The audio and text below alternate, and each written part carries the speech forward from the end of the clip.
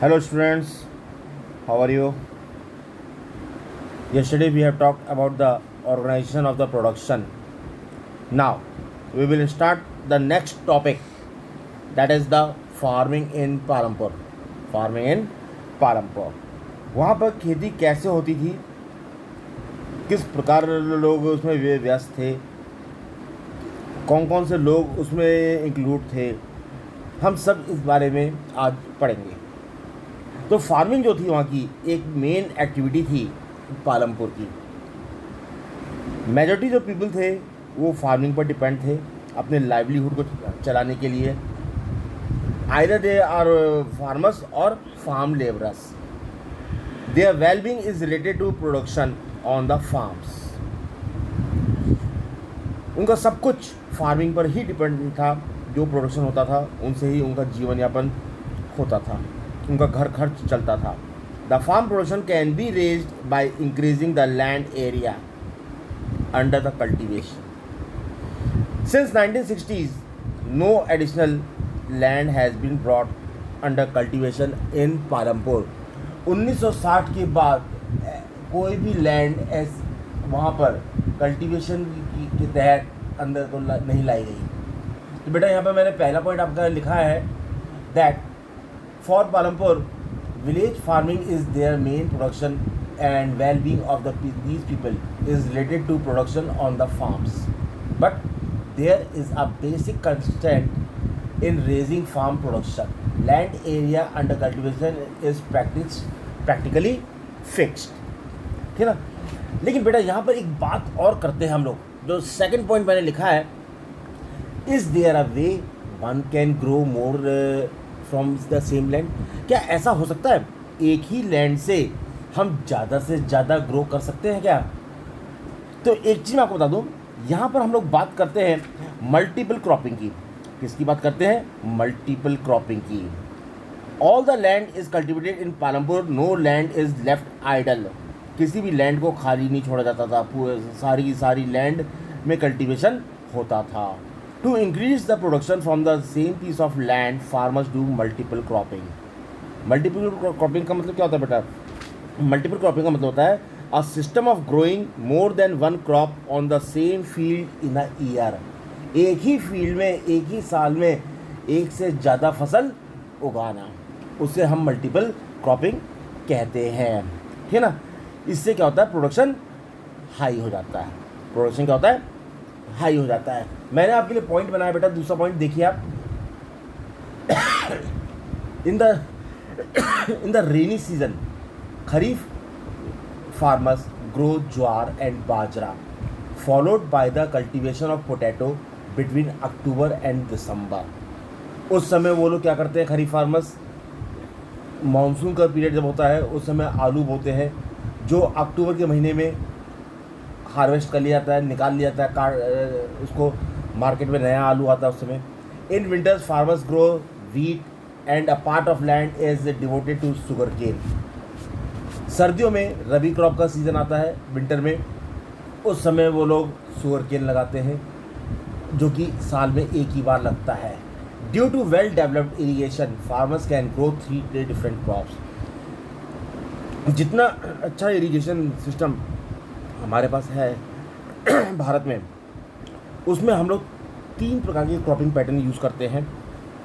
2 मैं आपको बता चुका हूँ। एक खरीफ है जो जून जुलाई में हम लोग सो करते हैं, एक रबी है जो नवंबर दिसंबर के बीच में हम लोग उसको सो करते हैं, और तीसरा आता है जैद क्रॉप्स, जो रबी क्रॉप्स के हार्वेस्टिंग के बाद का पीरियड और खरीफ के क्रॉप्स के सो के पीरियड के से बीच में होकर समय होता है, उसमें हम लोग जैद क्रॉप्स को उगाते हैं। Electricity transform the system of irrigation. Electricity ने वहाँ पर कई नए बदलाव ला दिए, क्योंकि पहले लोग मानसून पर डिपेंड रहते थे, कैनाल्स पर डिपेंड रहते थे, रिवर्स पर डिपेंड रहते थे। अब लोगों ने ट्यूबवेल्स लगाने शुरू कर दिए हैं। ट्यूबवेल्स के लिए इलेक्ट्रिसिटी जरूरत पड़ती थी, अब उनको इरीगेशन में कोई प्रॉब्लम नहीं हुई। तो multiple cropping means to grow more than one crop on a same piece of land. Another way for higher yield is modern farming. एक बात तो हमने की मल्टीपल क्रॉपिंग की, प्रोडक्शन बढ़ाना है, मल्टीपल क्रॉपिंग करो, लेकिन ज़्यादा से ज़्यादा कैसे करोगे आप? उसके लिए हमने यहाँ पर वर्ड यूज़ किया है HYV सीड्स। HYV सीड्स को लाने का श्रेय भारत में डॉक्टर नॉर्मन बरलॉक को जाता है। डॉक्टर नॉर्मन बरलॉक को जाता है, जो 1960s में इसको लेकर के आए थे।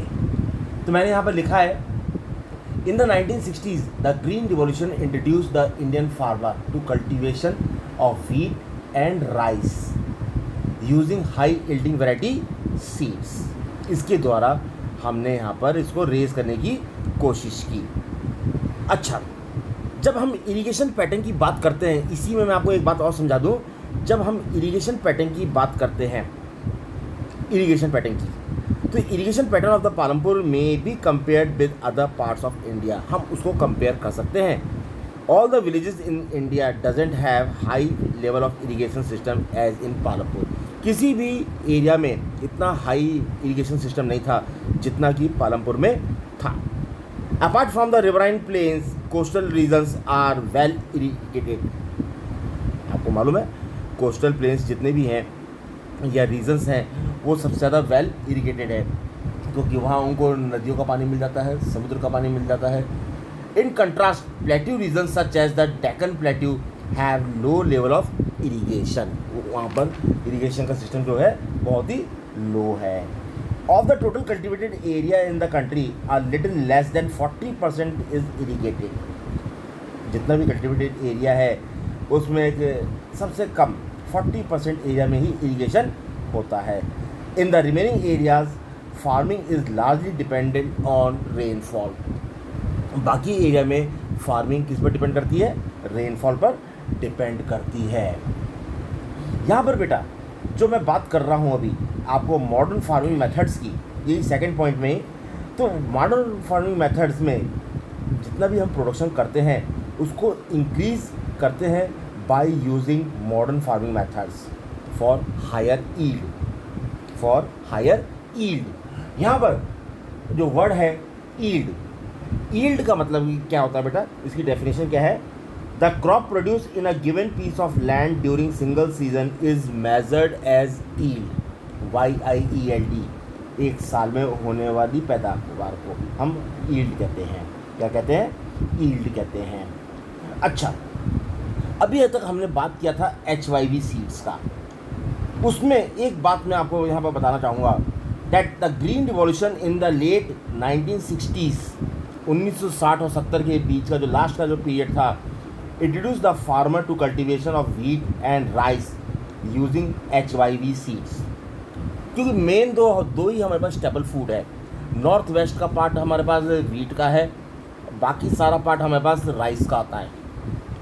सारा पार्ट किसका आता है? राइस का आता है। वैसे तो सब जगह होता है पैचेस के रूप में। राइस हमारे नॉर्थ वेस्ट में भी होता है, व्हीट हमारे पास नॉर्थ ईस्ट में भी होता है, लेकिन जो सबसे मेजर प्रोडक्शन जो व्हीट का होता है वो नॉर्थ वेस्ट वाला पोर्शन होता है, कर रहा है। तो उस समय जब HYV सीड्स का जो यूज़ करते हैं हम लोग, तो इसमें के लिए हमको कई चीज़ों का ध्यान रखना पड़ता है। जैसे HYV seeds produce much greater amount of grain on a single plant as compared to the traditional seed plant. Higher yields were only possible with the combination of HYV seeds. यहाँ पर बात किसकी कर रहा हूँ मैं? कॉम्बिनेशन की। यहाँ पर कॉम्बिनेशन क्या होगा HYV सीड्स के साथ? एक तो होगा इरिगेशन, मतलब प्लेंटी ऑफ वाटर की जरूरत पड़ती है उसको। दूसरा होता है केमिकल फर्टिलाइज़र। तीसरा होता है पेस्टिसाइड्स। तीसरा क्या होता है? पेस्टिसाइड्स। भारत में जो फार्मर्स हैं पंजाब के, हरियाणा के, वेस्टर्न उत्तर प्रदेश के, उन लोगों ने इन मॉडर्न मेथड्स को यूज़ करना शुरू किया था पहले। जो फार्मर्स हैं, जो बचे हुए जो फार्मर्स हैं, जो some farmers also brought farm machinery like tractors, threshers, compilers. आपने कंपाइलर्स देखे होंगे जो हार्वेस्टिंग करती है, making ploughing and harvesting faster. ठीक है ना?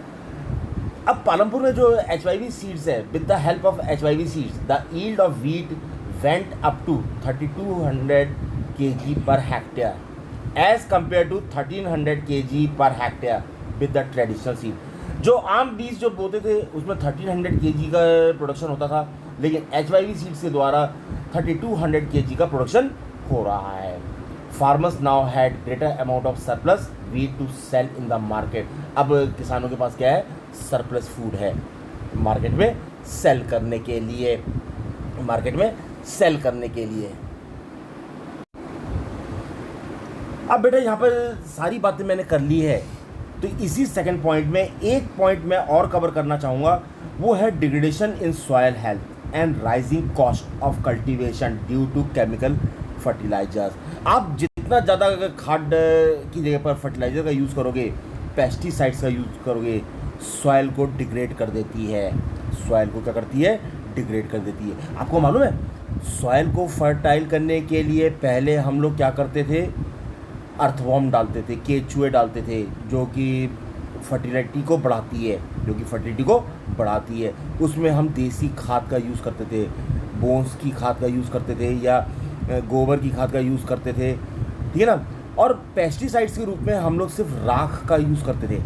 आज हम लोग पेस्टिसाइड्स के रूप में कई सारे पेस्टिसाइड्स यूज़ कर रहे हैं, जो कि एक स्लो पॉइजन के रूप में काम कर रहा है, जो कि एक बहुत ही स्लो पॉइजन के रूप में काम कर रहा है। तो मैंने यहाँ पर जो ये सेकंड पॉइंट है, इसी में मैंने इसको थोड़ा सा समझाने के लिए ये पॉइंट बताया है that chemical fertiliser provide minerals which dissolve in water are immediately available to plant. जितने भी हम केमिकल फर्टिलाइजर डालते हैं वो जल्द से जल्द पानी में घुल जाते हैं और प्लांट को ग्रो करने में मदद करते हैं। But these minerals may not retain the soil for long. लेकिन सॉयल की फर्टिलिटी को बनाए रखने में ज़्यादा लंबे समय तक कामयाब नहीं होते।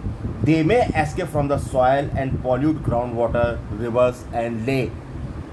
ज़्यादा से ज़्यादा जब हम केमिकल फर्टिलाइजर यूज़ कर रहे हैं, उसका नुकसान क्या हो रहा है? सॉयल से फर्टिलिटी गायब हो रही है, पॉल्यूट हो रहा है ग्राउंड वाटर, क्योंकि अल्टीमेटली जो पानी में घुल रहा फर्टिलाइजर वो ग्राउंड वाटर में जा रहा है, रिवर्स में, लेक्स में। Chemical fertiliser can also kill bacteria and other micro organism in the soil. Chemical fertiliser जितना ज़्यादा आप यूज़ करोगे वो बैक्टीरियाज को किल कर रहे हैं, माइक्रो ऑर्गेनिज्म को किल कर रहे हैं जो सॉयल में है, और इसकी वजह से जो सॉयल है उसकी फर्टिलिटी कम हो जाती है। Punjab is the highest in consuming chemical fertiliser. Question आएगा 1 मार्क्स में, तो आप ध्यान से सुने। Punjab is the highest consuming chemical fertiliser, ठीक है ना। Name the state who consume maximum amount of chemical fertiliser. You have to write one word answer, that is the Punjab. Continuous use of chemical fertilizer has led to the degradation of soil health.